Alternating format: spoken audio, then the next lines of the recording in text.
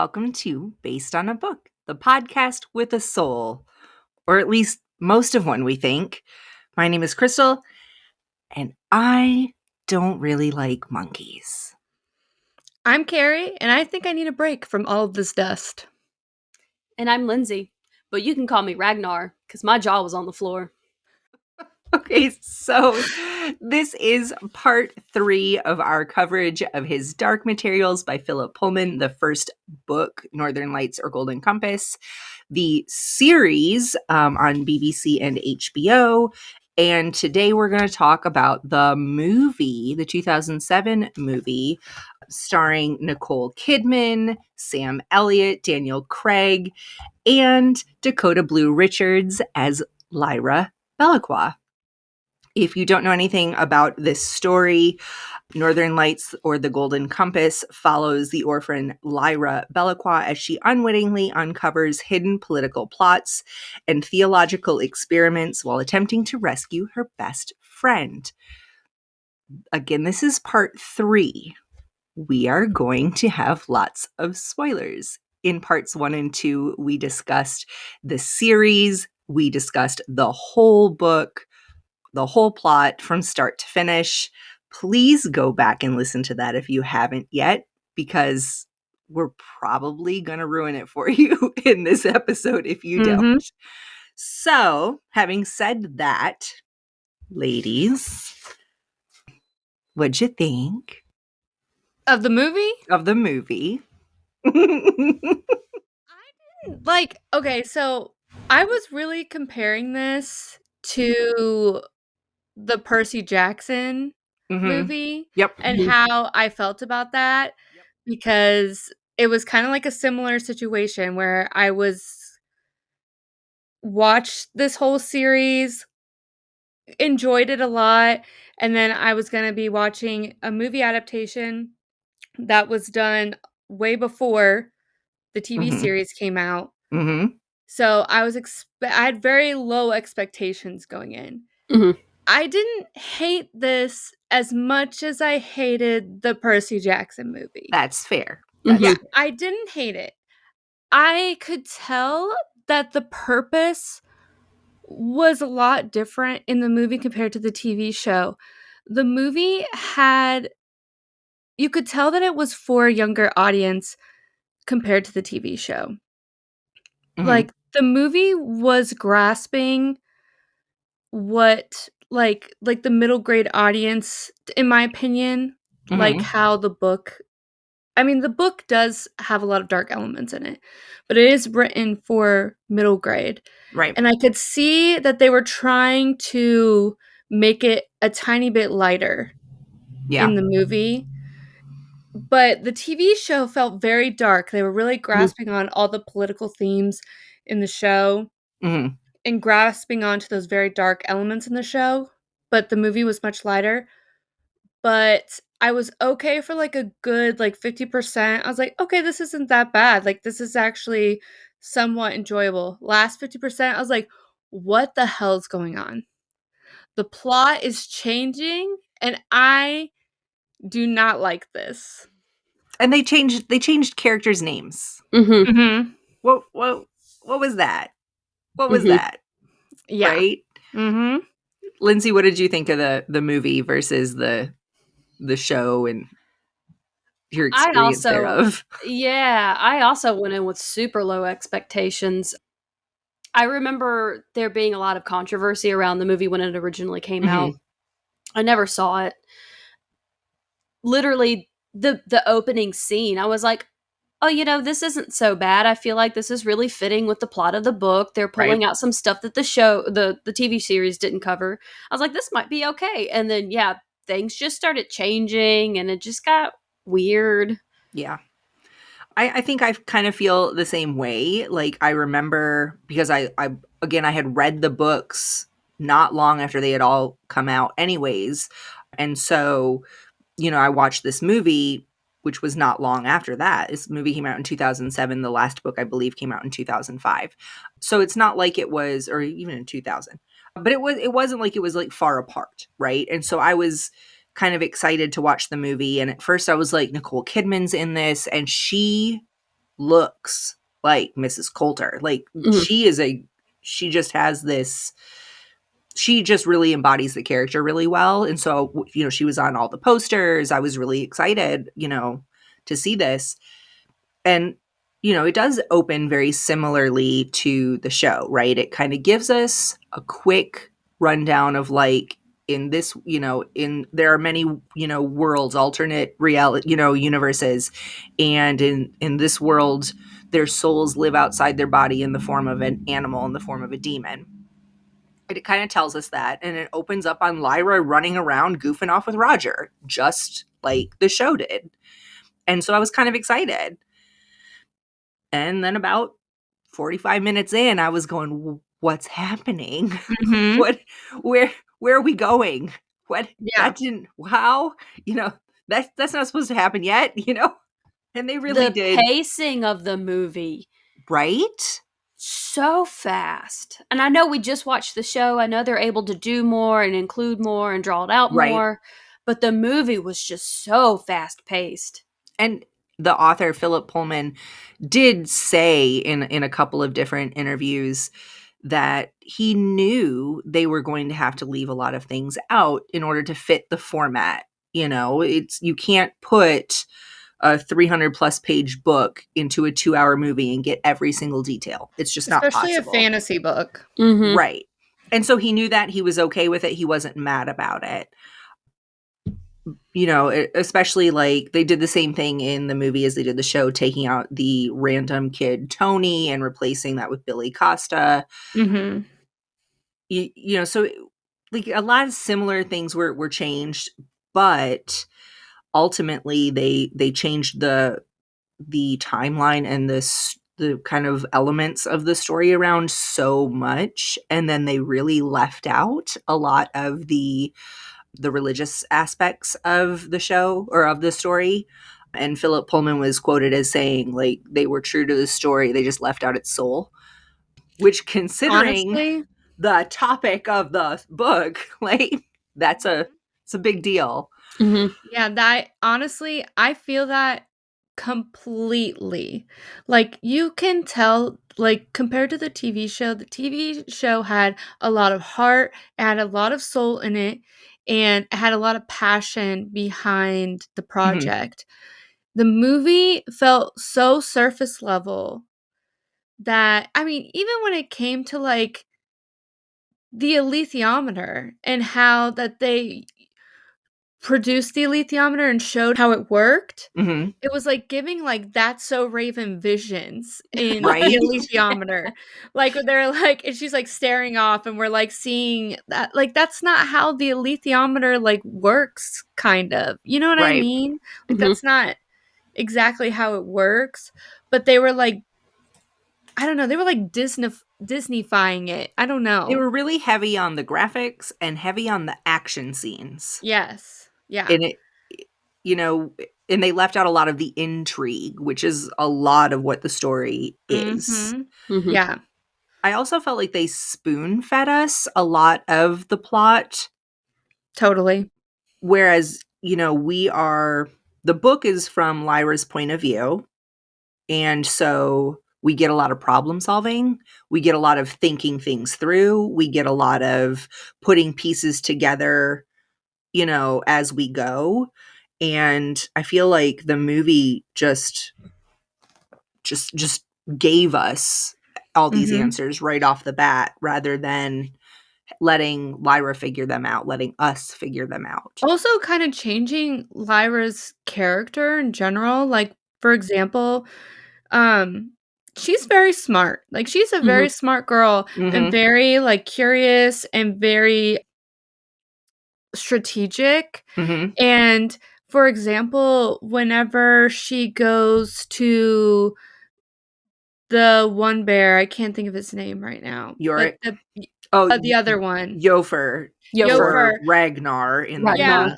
Yeah, when she goes to him and she comes in the book, she comes up with this entire plan in order to, get out of the situation. But that plan in the movie, they switched it up to where the plan was actually put into her head by Mrs. Coulter instead of her coming up with it on her own. Exactly. It's very, I feel like Lyra in the book and in the show, she's also super precocious. She doesn't necessarily respect her elders the way she's supposed to. She's a bit of a troublemaker in the best way, you know. But in the movie, I don't know how many times she was like, "Thank you so much. I appreciate you for all, like respectfully, and it was just like that Lyra isn't respectful ever. You know what I mean? Yeah. She hasn't gotten to that point yet. She's still a kid and she loves to tell tall tales and she loves to prank and goof off and be silly. And I feel like in the movie we saw a slightly more well-mannered child, which was kind of weird to me. I will say that the girl who plays Lyra in the show, I think her name's Daphne Keene. She does such a good. I don't think we talked about this in the parts 1 and 2, but she does such an incredible job. Yeah.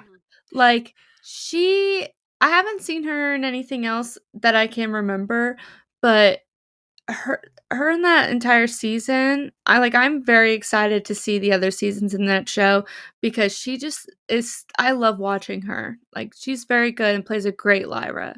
And honestly, the next 2 seasons, we are going to cover them, but we're going to have to wait to cover them. And it's kind of killing me already because I've seen it before. I love it. It's really good. It's one of those that a lot of people are actually kind of mad that there isn't a season 4. And like BBC, Philip Pullman, HBO, they're all like, because there's no book 4. Yeah. The show's done because the books are done. Yeah. But people we don't want that. We don't want them making up more stuff that doesn't exist. Exactly. There is another book, I believe, called Lyra's Jordan that tells us some more stories about Lyra. I have not read that one, and it is not a part of the trilogy at all. It doesn't affect anything or change anything.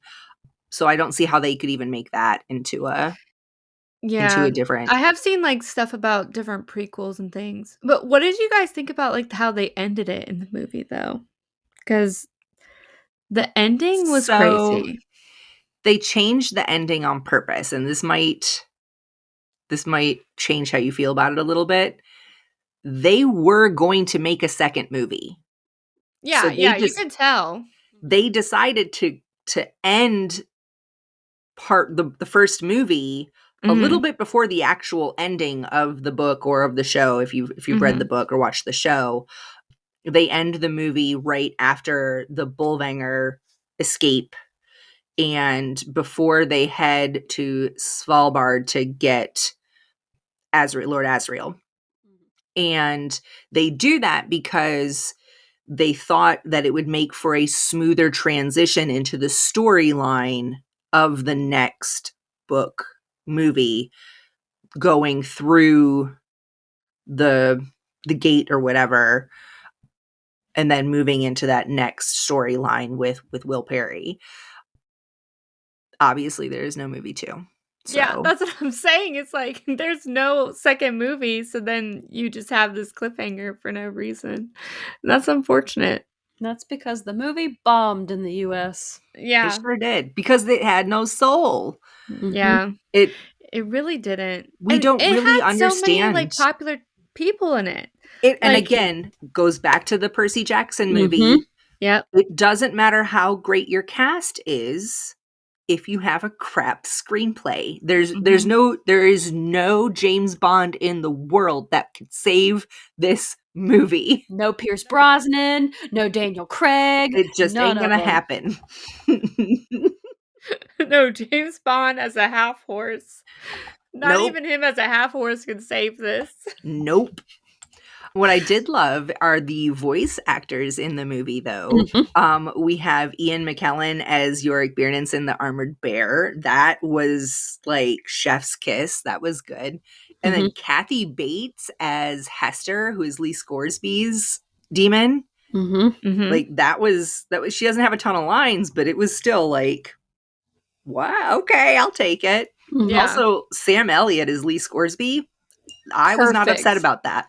Perfect. That was pretty nice. Fun. Honestly, I thought that I saw more familiars in the movie than I did in the show. Yes. I actually saw more animals. More demons. Yeah, I was actually like paying attention to that a lot in the show and like trying to make sure everyone had their demon, because that would be like something that's very hard to ensure in like a TV show, because that's in this world, that's how it is. And I was making sure that in the movie as well. And I actually noticed they were on top of it more in the movie than they were in the show, which I thought feel was like interesting. though in the show they kind of, again, they worked in more of the like the potential for insect demons. And we didn't see any of those in the movie. They were all somehow furry or feathered, you know? Yeah. I think Pan was a moth a couple of times, but yeah, I think that was the only one. Exactly. And so I feel like that in a way that was a really good thing, because the movie represented this world a little bit better visually because of that. In the show, the journalist had like a moth or like a butterfly or something. Butterfly. Yeah. Yeah. There were a lot of changes between the movie and the book. Again, you know, we knew it would probably happen, but there were definitely some big ones. The biggest one to me is changing Yofer's name to Ragnar. But apparently that was because they didn't think that American audiences would understand the difference between Yorick and Yofer. That we might not hear the difference. Which I like Ian McShane, who did the voice of Ragnar. He's really good. And that's, you know, we had a great cast. I mean, well, we didn't even talk about how in the book we have 2 Tonys. In the book we have 2 Tonys, but that didn't bother me near as much as it bothers you. I know it drives you insane, but I cannot believe that they had 2 characters with the same name that was 2 completely different people in one book. I remember getting to the second Tony in the book, and the first thing I thought was, "What's your name?" Tony! What's your name? Ezekiel! Yup. I was literally so upset because I was like, this is just a complete mindfuck right now. Like, I was like, I thought this person was kidnapped. I thought this person, I don't know what's happening. I thought, because Tony in the book, he's the one that actually died. Right. And second Tony. And then all of a sudden we have a Tony, he's talking again. And I'm like, well, wait a minute. Wait. Back up. Different Tony. Yeah. There's more than one Tony. Just like there's more than one Crystal in the world, more than one Keri. Okay, but this isn't real life. This is a fantasy book. This is not real life. I get it. I do. I get it. We couldn't think of any, like, I already struggle when we have similar names, like super similar, like, names in books. Yeah. I'm like, oh, come on. Especially like fantasy books, like they do that a lot. But the same exact name, Arathorn, Aragon, like, yeah, no, I get it. The same exact name is crazy. I couldn't believe it. So we did, but that was the same from the movie as it was to the show, getting rid of that Tony. So that made sense. Because they knew it was a bad idea. I messaged you guys. Is it just me, or are there 2 Tonys? Maybe. One of the other reasons they ended it the way they did, though, is because they wanted to leave it on an upbeat ending. Yeah, I mean, because let's face it, the ending of the book and the ending of the show, they are not upbeat. Well, they were Disney-fying. Yeah, they were Disney-fying that movie. You could tell they were really making it very Disney-like. And they got a ton of pressure from the church to leave out a lot of the religious overtones of the magisterium. And so, like, we don't even really understand in the movie what the magisterium is. We know that dust is something that they're upset about, but we have no idea why they're upset about it. In fact, I don't think they ever mention, like, in detail what the whole dust situation is. They kind of gently gloss over it. We get, I don't think we saw, outside of Billy, any of the kids without their demons, did we? I don't remember. No, that was like complete. Well, honestly, you know what really drove me so crazy was whenever so they switched around the timelines, right? Right. And where after she was supposed to be taken by the gobblers and taken to that place. Mm-hmm. And then York saves her from there, and then, they go in the hot air balloon, and then, And then they go crash. right. Yeah. Then he fights but Gopher or whatever. Yeah, but that all gets mixed up to where the bear fight happens first, and then she travels to that location and she walks up to the front doors And it's she's like, I'm let lost. me in. Yeah. Let me in the door. Open this door. Or I'll throw rocks through your window. You dumb whore. Oh, you guys. You make me laugh so hard sometimes. Oh. It was Lindsay and I trying to say it at the same time and not being capable of doing it. Now the cats are distressed.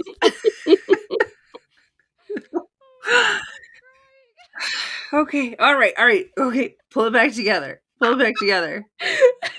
We got this. Do we got this? We don't got this. We got this. My stomach hurts from laughing. Oh my god. Okay. Oh. Lindsay's like, I'm not gonna say the last part, and I'm like, you don't. You can't not say the last part. This is supposed to be middle grade. Sorry. Okay. Oh Lord. Okay, I'm done. All right, we're good. Okay. So Daniel Craig as Lord Asriel. How we feel about that? I'm not mad about it either. I'm not mad about that either. Yeah. And again, the cast itself was good. They acted what they had well, but the changes that were made and the stuff that was left out, I know, kind of killed it. I know. We also had what's her name? Serafina Pekkala. Is it Eva Green? Is that her name?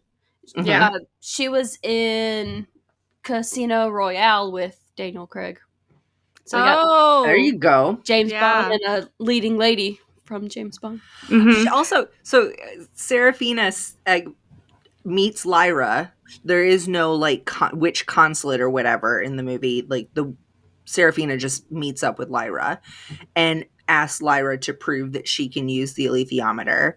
And she's like, can you tell me who on this boat was my lover? Who says that to a 12-year-old? And she's like Raven, and she's looking like this. She's having her vision. Who says that to a 12-year-old? So inappropriate. So inappropriate. Okay. Yeah. You also, can't ask a question like, what's my demon's name? Like, right. Oh, and then when before the bear fight, she says to Ragnar, or Ragnar says, tell me how I became king. And she's like, you killed the previous king and then fought his heir or whatever. And it was like, that also is not how that went at all. But okay. It's like they tried to they didn't want to say you killed your father. It's not I feel like they really softened the weirdest parts and then made awkward a lot of other parts, Yeah.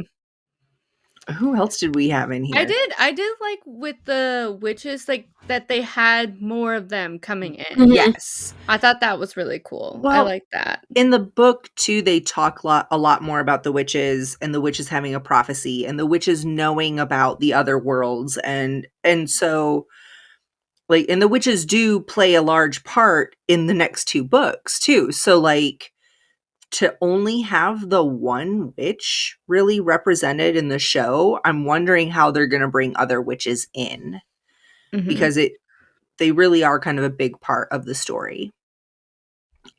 And I don't remember how they did it because it's been a while since I watched it. So, Well, they have said that some, like the witches were divided and they thought that they were yes. going to be starting a war and they didn't. Some of them wanted it, some of them did not. Mm-hmm. And I think that I thought it was okay in the show because it felt like they were still up for Right. debate whether they wanted to like participate in what was going on. And Seraphina was going to help Frater Coram no matter what. Exactly. That's what it felt like. Right. And so it didn't feel bad. I can't remember how they worked them back in, and I'm interested to see that. Also, I feel like Lee Scoresby didn't get the role in this in this movie the way his character is represented in and not that like they did him dirty or anything, but it was just such a small part it was compared to his part in the book. Mhm. Yeah. And he again is another character that in the show, you know, Seraphina's like, you have a big piece to play here, you know what I mean?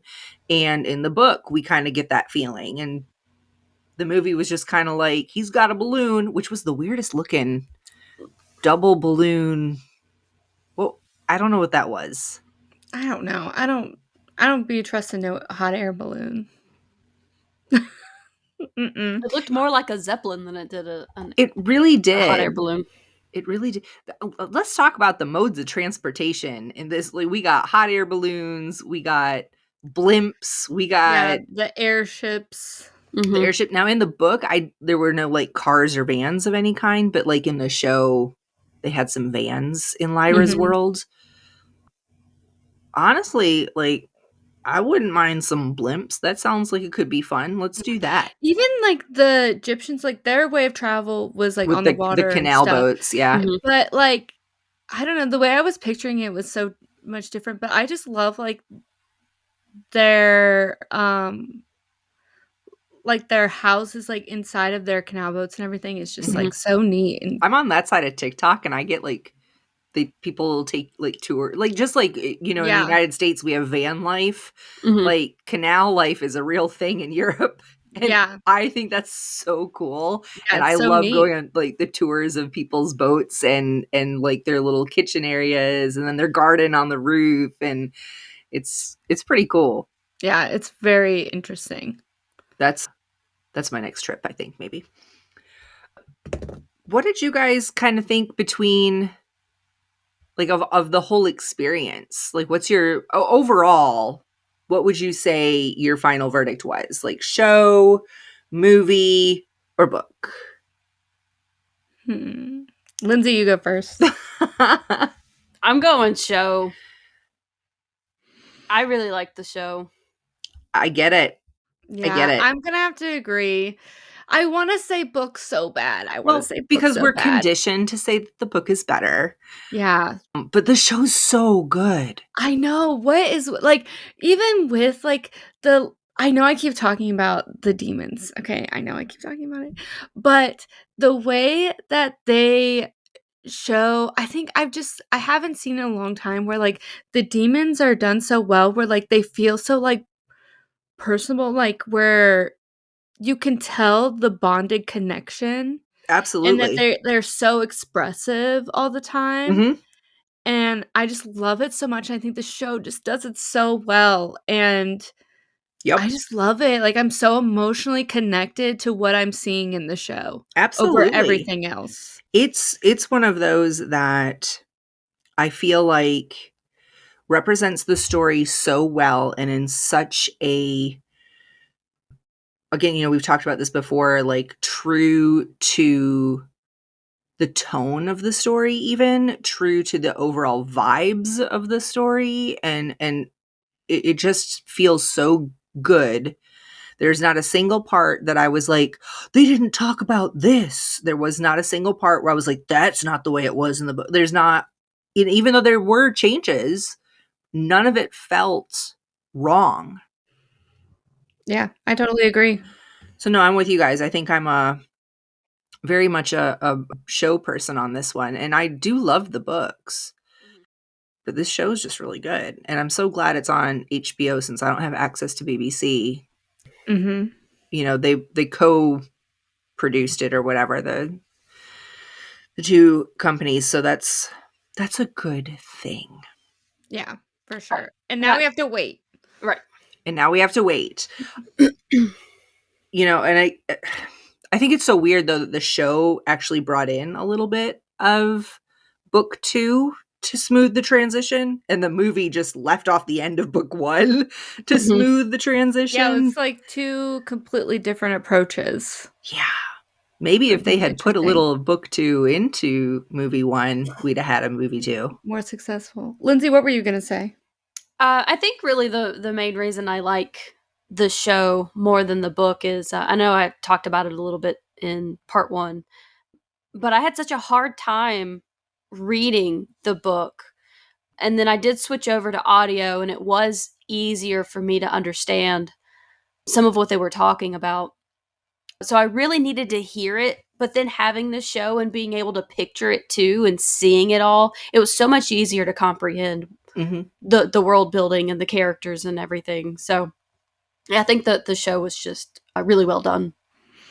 Yeah. Was there a character that you feel like in the book you didn't kind of connect with, or you didn't quite really get, that the show brought to life in a really great way for you? Besides Yorick. Probably, honestly, I think I could have done with more John Faw, because there wasn't a lot of him in the show. I feel like he was in the book a little bit more. Mm-hmm. But the Egyptians in general, I liked the representation of the Egyptians in the show, because you really got to see the community and how they interacted with each other. And then when the kids are coming to age and their demons are transitioning to their permanent, like when they settle, I liked being able to see that. That was really cool. That was really cool. What about you, Keri? I totally agree with that. Like, because it's all in Lyra's perspective in the book, and we're seeing different perspectives in different areas in the show, and seeing more of the Egyptians in the show and seeing their lives was really fun. But I have to say, seeing more, I mean, this might be controversial. Seeing more of Mrs. Coulter in the show was super interesting. Not saying that I like her, but I just was like, I don't know, she's just so intriguing as a bad person in the show. I find her like, I'm excited to see where that character is going. And usually I'm just like, oh, the bad evil person. Like, I hope all these bad things happen to the bad evil person.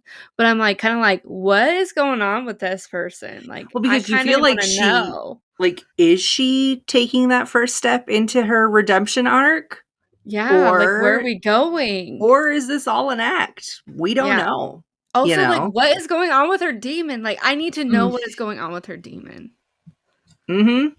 Also, where the book is from Lyra's perspective, are we getting like an unreliable narrator when it comes to her visualization of Mrs. Coulter? Because she seems so well put together in the book, and then you see the scene of the show where she's walking on the ledge, and you're like, she might not have it all together there. Right. She's losing it. Yup. Yeah. And like, that part like made me so sad. Like the show is like changing your perspective in your head of, you almost need to have sympathy for this character almost a little bit. They're like, they want you to. They don't want you to fully hate her, so that makes me think we might be getting a redemption arc. They don't want you to fully despise this person. You also think that she's so in control and she does what she wants to do. She doesn't listen to the magisterium. And then you see, and they even did it in the movie, but she's really just controlled by them. Like, she has no power, she has no authority. So yeah, you really do feel we bad. might get proven wrong. She may go full evil on us. We have no idea. We don't know. You don't know. There is a part in the show that is not in the first book. It comes in the second book, where Mrs. Coulter gets to ask of the one priest in the magisterium that has the alethiometer a question. And do you guys remember what question she asks? I can't remember. She says, "Who is Lyra Belacqua?" And we don't find out the answer. I mean, we will in the next book, in the next season. Do you guys have any predictions on that? Any thoughts of because why would she ask? She already knows, right? Yeah. Or does she? She knows who she is. You know, that's her daughter. That's Lord Asriel's daughter. Mm-hmm. But she's also this prophecy, like that she is the chosen one. Right. I don't know what that is in this world. Right. But so which chosen one, right? So it gets really exciting. I'm really excited for you guys to see the next season, to read the next book, whether you like the books or not. But we do see them at the end of the show. Will Perry stepping through the gate, Lyra stepping through the gate. We did talk about how, like, we were waiting for them to, like, bump into each other or something. They were in completely different locations, though, but it wasn't crossing my brain for some reason. Their storylines do come together in the next series, so I'm really excited for you guys to see how that plays out. And we do see the appearance of the title, The Subtle Knife. So I can't wait for you guys to find out what the subtle knife is, which I will say also, we talked about the title of the book being Northern Lights when it was originally published in Europe, and then changing to The Golden Compass for the United States and a handful of other countries because of the publishers in the United States liking that title a little better. Personally, I like it better too, because that means that all three titles are objects that Lyra inevitably ends up using. So we have the golden compass, which we all know is the alethiometer. It's not really a compass, but whatever. And then the subtle knife and the amber spyglass. So, which again just reminded me of a series of other books that I did not realize and never thought about how much this story follows the Lord of the Rings. Like, until the other day, it just popped in my head, and I was like, "Oh crap, it does." So they even had Christopher Lee in the movie. I know, right? So, but again, great actor. Like, why? How do we do this? Like, how do we keep having these? It was that early, aughts where we got all these movies all at once that were adaptations that were just crap because they just kept. What it was Lord of the Rings had come out, I think, and all these people wanted to catch on to this trend. Wasn't it the same company that did? It was the same. So the New Line Cinema production company. And the director, Weitz, what was his first name? Chris Weitz, I think. Actually visited Peter Jackson on the set of King Kong after the Lord of the Rings to kind of get ideas and inspiration. How King Kong is going to inspire the Golden Compass is beyond me. But well, that's like kind of like the similar vibe of whenever, Hunger Games was really successful adaptation. And, I mean, Twilight, was it successful? I mean, was it good? It was successful. It was successful. Was it good? But they tried to do the same thing. They're trying to push out all these adaptations all at once. And then now we have all these adaptations that we continuously laugh at. So, Pretty much. It's kind of like the similar vibe. And then they get redone. Because, Percy Jackson was in that era of, like, Hunger Games time and all that stuff. So it's like, then we get them redone into things that people want to take time on instead of just pushing out a bunch of movies. I mean, it's the same thing, and we'll probably read it at some point. But, like Aragon, the dragon stories, like amazing books by Christopher Paolini, and that movie, again, good actors, good cast, just killed any chance of there being more movies. I would not be surprised if that does not turn into a TV show very hope soon, so. because it just have a new book that came out. Yep, Murtaugh. No, I don't remember what it was. Maybe it was Murtaugh. But yeah, it's an excellent series and an amazing world building. And there's so many of it's almost like they threw screenplays and just waited for something to stick. They did them all, shotgun style. And it ruined it, because there are so many of these books that deserve another chance to do it right. So I'm really glad we got that with this one. And I guess final verdict from all three of us is you should watch the show. For sure. For sure. I think that wraps it up, guys, unless you had anything else you wanted to add. That was we had a lot to say. Yeah. We always have a lot to say. I know. I'm excited to continue, and I'm happy we picked this one. Absolutely. I'm happy Crystal picked this one. Yep. This time. Wait until my next pick. You never know. Yeah. Well, thanks so much for joining us for 3 whole parts of his Dark Materials. Don't forget to join us again later this week for our episode on 50 Shades of Grey. Is that the next one? That's the next one, Yeah. right? Plot twist. Well, yeah. That's a real smooth transition there. Yes, you picked that one. Not it. Right? So yeah, join us again. And then after that, we'll be doing Hunger Games, right? Yep. Wow. You guys, we're covering some pretty cool stuff this month. So yeah, that's exciting. But again, thanks for joining us. Don't forget to check our socials to find our full schedule. We have a lot coming up, and you can find those schedules on Blue Sky, TikTok, Instagram, Facebook. Of course, you can see our beautiful faces on YouTube as well. And we always have lots of fun things on our socials. So join the conversation. Come hang out with us. But again, we hope you enjoyed this 3-parter, and go watch the show. Whether you are riding in a hot air balloon, canal boat, or on the back of an armored bear, we will see you on the next chapter of Based on a Book. Bye.